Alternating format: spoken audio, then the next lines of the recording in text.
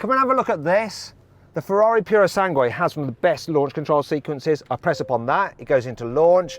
Right, and the car drops down on its suspension, ready for action. I floor the throttle, gives me the revs, but I'm actually not going to launch it right now. I'll do that later in the video to find out how fast it is from 0 to 60 miles an hour. Before then, I'm going to talk you through this car. So the exterior, the interior, how practical it is. I'm Matt Watson, and you're watching CarWow.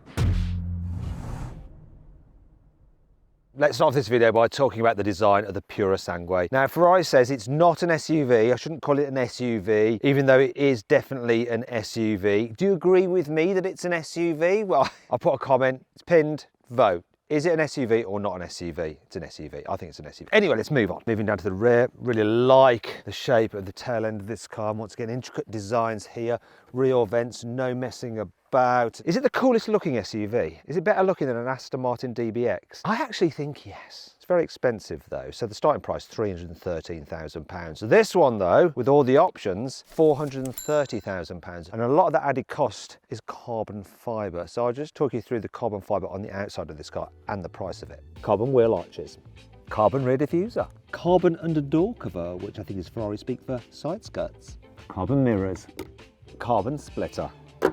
And the total for the exterior is, yeah, there's more optional carbon inside. Carbon sill cover, carbon instrument cover, carbon here and carbon there. And finally, the carbon steering wheel pack. That brings the total spent on extra carbon to this. The actual, the infotainment system is an absolute mess. So I have to control it using these touch sensitive buttons on the steering wheel, which aren't nice to operate. And then it cycles through. It's all a bit laggy and ploppy. Oh, come on, is that working? Work, I don't know, work, come on, you're supposed to go into, look, is that the way to press it? Not ideal.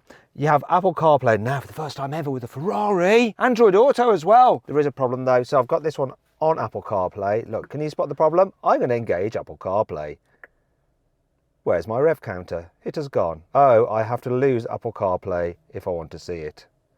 Let's go back to main view. Look at down here, see that? It's not great, and then it looks like someone missed the actual place for that stitch to go. Same up here, look, it's all a bit wobbly, wibbly, wobbly. It's like they got Lotus to do it. Lotus from years ago. But, you know, you got a vanity mirror with a little bit of nice kind of blue lighting. And there's some decent practicality in here.